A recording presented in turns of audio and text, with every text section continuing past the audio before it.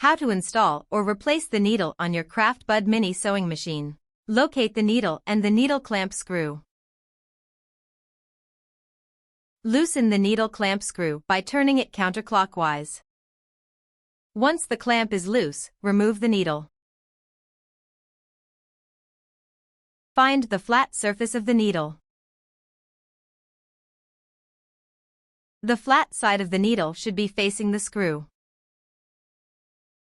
Insert the needle through the pinhole. Hold the needle in place with your left hand. Tighten the needle clamp screw by turning it clockwise.